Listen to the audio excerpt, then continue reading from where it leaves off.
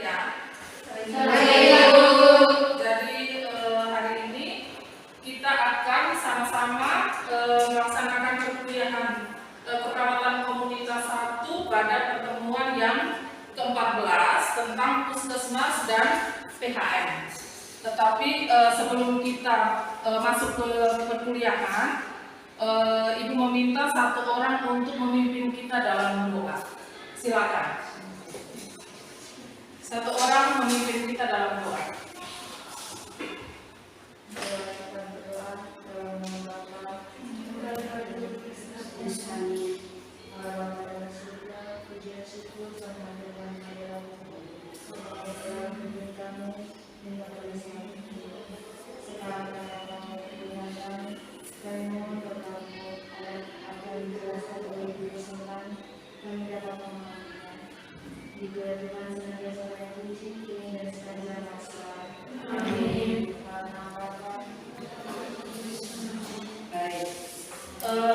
Selanjutnya kita presensi dulu ya untuk keperawatan komunitas 1 di hari Senin jam 9 sampai dengan jam 10 Ibu akan Yosefa Maria ya, Anastasia Holidia Stapur, Merlindeta Natalia Seku, Aurelia Monasi Jileso, Maria Oviolista Tete, Maria Ismayati Lamet, Evi Fitrina, Margareta Febianti Dualia, Justina Lamaura. Baik, sudah 12 orang ya hadir ya? 12 orang ya? Oke, karena ini kita masih pandemi, jadi memang kita pakai sip-sipan. Jadi untuk sip yang pertama itu sebanyak 12 mahasiswa ya. Oke, selanjutnya kita akan lihat sama-sama materi tentang CHN atau Community Health Nursing ya, atau keperawatan komunitas, sama saja ya. Jadi untuk CHN ini, jadi sebelumnya Ibu akan menjelaskan dulu capaian pembelajaran dari apa itu atau capaian pembelajaran yang nanti kalian harus pelajari pada materi CHN ini. Jadi untuk capaian pembelajaran bahwasanya mahasiswa mampu menjelaskan tentang CHN atau Community Health Nursing ya. Jadi itu capaian pembelajarannya atau tujuan pembelajaran, sama saja.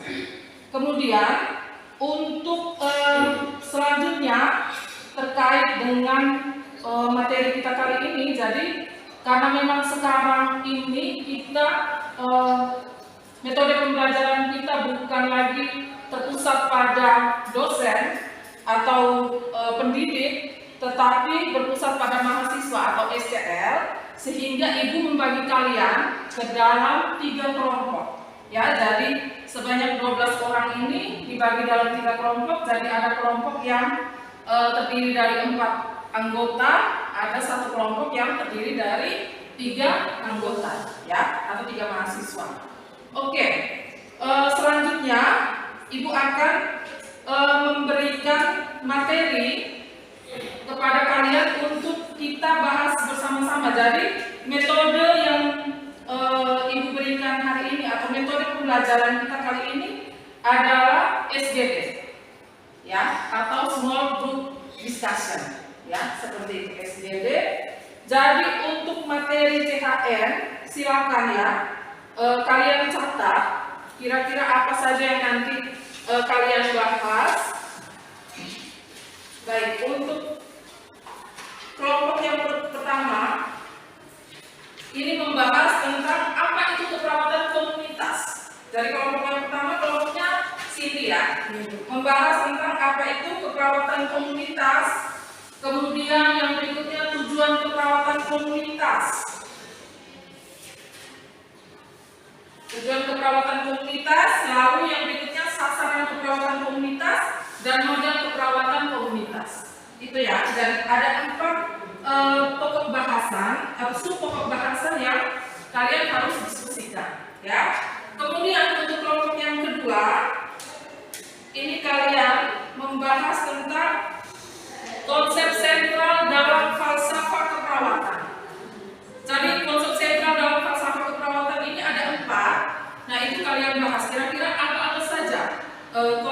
sentral dalam falsafah keperawatan. Oke? Kemudian selanjutnya nanti yang belum jelas boleh ditanyakan lagi kepada ibu ya, tapi ibu bagikan dulu kepada kelompoknya. Kemudian jelaskan model OREP dalam jenis kebutuhan self care ya.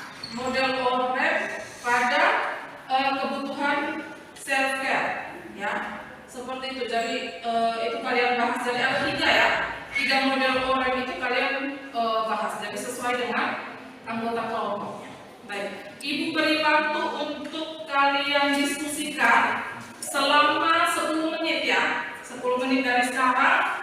Nanti pada setelah selesai kalian diskusi, kalian boleh presentasikan.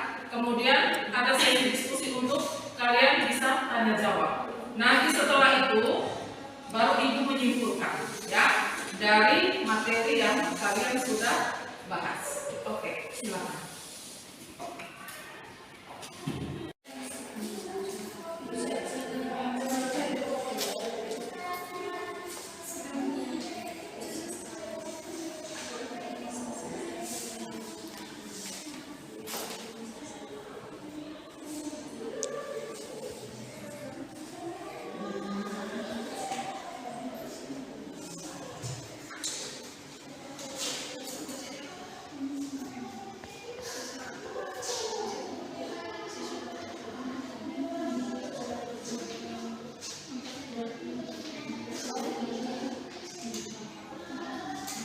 Dari masing-masing kelompok itu harus ada ketua kelompoknya atau dipilih yang bertugas untuk mencatat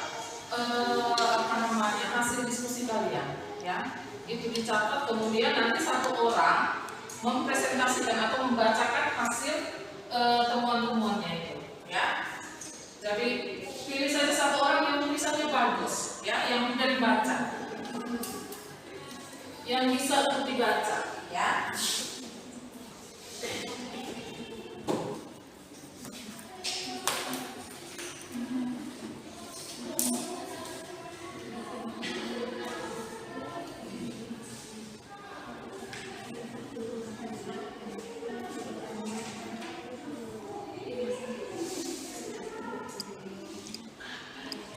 Kalian boleh searching dari Google, boleh cari dari buku, boleh referensinya boleh dari mana saja, ya. Nanti ditulis dalam satu kertas, kemudian nanti hasilnya itu dibaca. Makanya tiap-tiap kelompok harus ada satu orang yang bertanggung jawab untuk merangkum.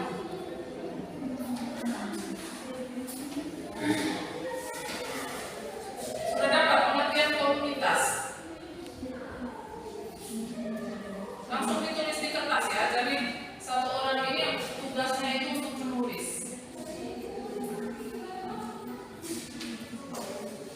Yang ini tentang apa? Kelompok yang mana? Ya? Falsafah. Ya. Kan ada 4 ya. Nah, itu silakan. Dari satu orang yang nanti bertugas untuk menulis. Jadi tiap-tiap orang yang sudah dapat, misalnya konsep yang pertama sudah dapat, silakan disampaikan ke teman. Ya.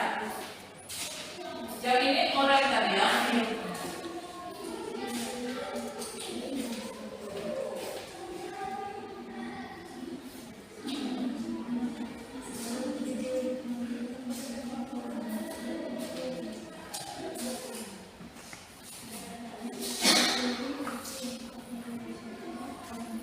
Kelompok pertama yang membahas tentang keperawatan komunitas, Ibu memberikan kesempatan untuk satu orang membacakan apa itu definisi keperawatan komunitas, lalu tujuan, kemudian sasaran dan model keperawatan komunitas. Baik, untuk kelompok 1 silakan dipresentasikan, yang lain mendengarkan.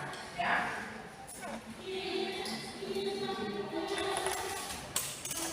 Baik, terima kasih atas kesempatan yang diberikan. Kami dari kelompok 1 akan membacakan hasil diskusi kami. Yang pertama, pengertian dari keperawatan komunitas. Keperawatan komunitas adalah pelayanan profesional yang ditujukan kepada masyarakat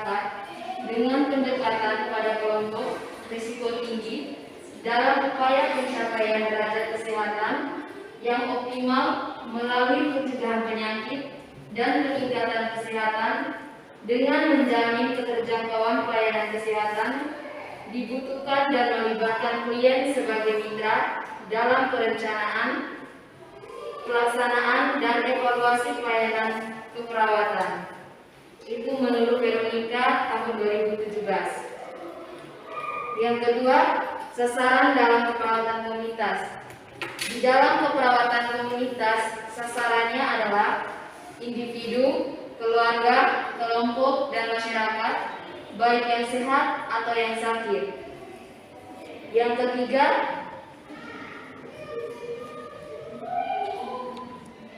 tujuan dari keperawatan komunitas. Yang pertama, pelayanan keperawatan secara langsung terhadap individu, keluarga, dan kelompok dalam konteks komunitas.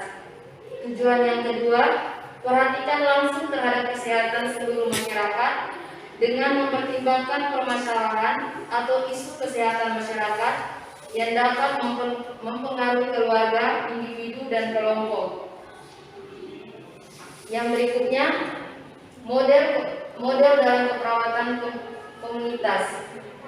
Model adalah sebuah gambaran deskripsi dari sebuah praktik yang bermutu yang mewakili suatu yang nyata atau gambaran yang mendekati kenyataan dari konsep.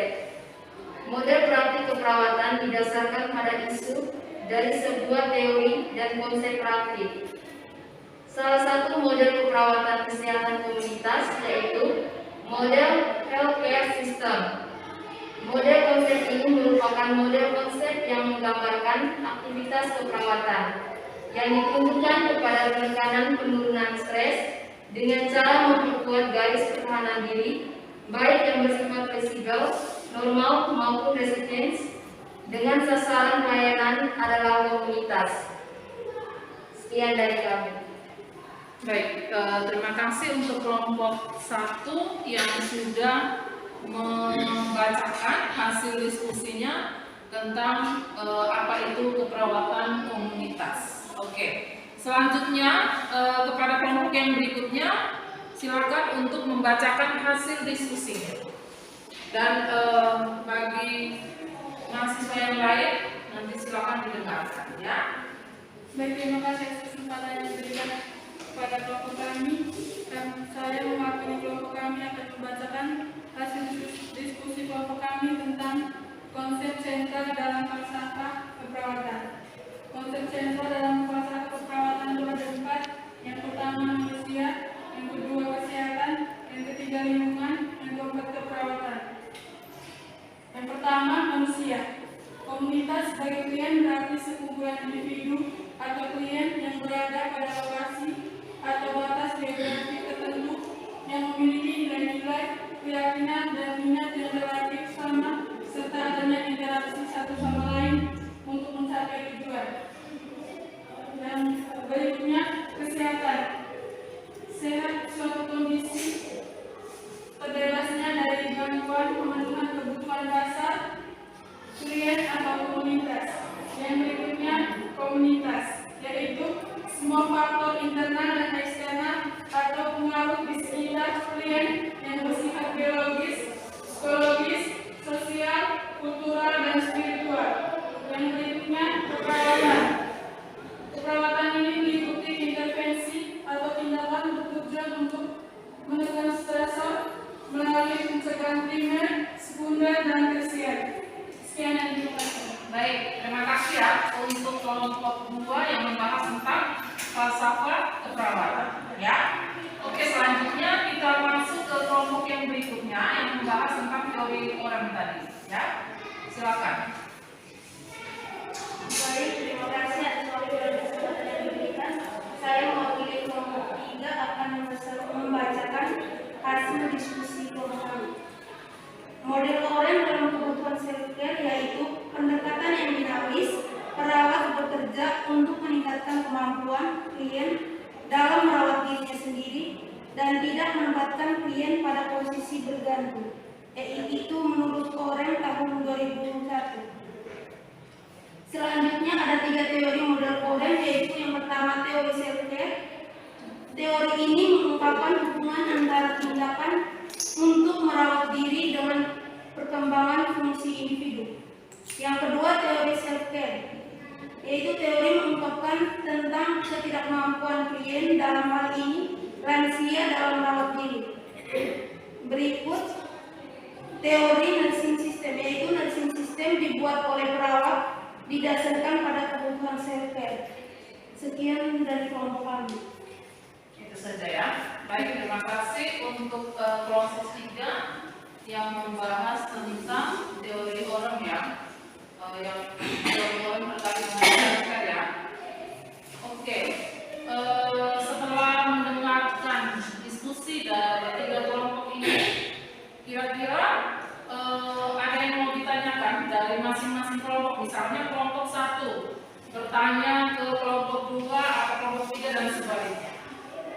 Ibu memberikan kesempatan ya, dari masing-masing satu kelompok itu memberikan satu pertanyaan saja, tidak perlu banyak-banyak, satu saja, satu pertanyaan. Silakan.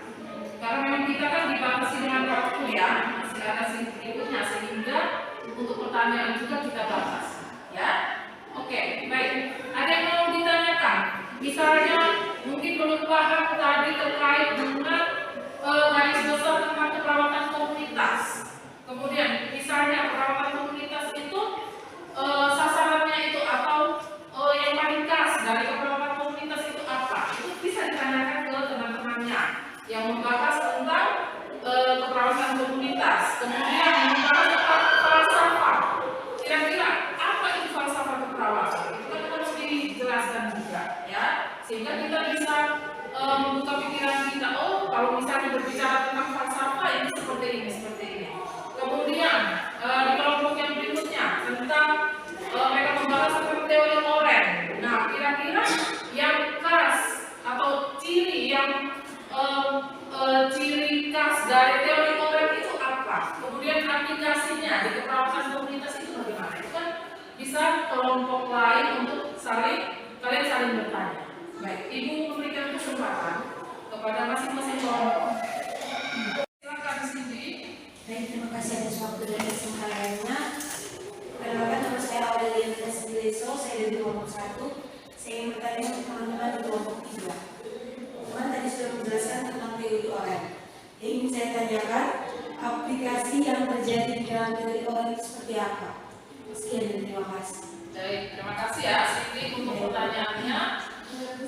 Jadi bagaimana kelompok? Mau ditampung dulu pertanyaannya atau langsung dijawab? Tampung dulu ya. Oke, sekarang Ibu berikan kesempatan kepada kelompok yang lain untuk bertanya. Ya, silakan kelompok 2 ya. Baik, terima kasih atas kesempatan. Saya Yusuf Mariaga. Saya ingin bertanya pada nomor 1. Tadi teman-teman sudah menjelaskan tentang keperawatan komunitas. Sekarang saya bertanya, apa ciri khas yang membedakan antara keperawatan komunitas dengan keperawatan yang lain? Terima kasih. Baik, terima kasih ya untuk kelompok 2 yang sudah bertanya terkait dengan ciri khas atau pembeda antara keperawatan komunitas dengan keperawatan yang lain. Oke, satu kelompok lagi, kelompok 3. Silakan bertanya kepada kelompok yang belum mendapat pertanyaan. Ayo, silakan ditanyakan.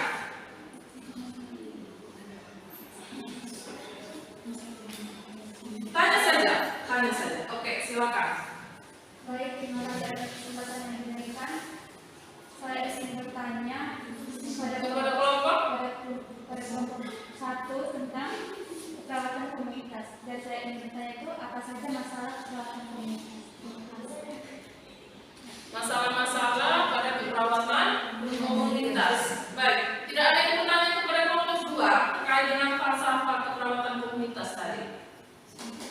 Ya, silakan. Baik, terima kasih atas kesempatan yang diberikan. Perkenalkan, saya Istina Ramaulan ingin bertanya kepada teman-teman 2.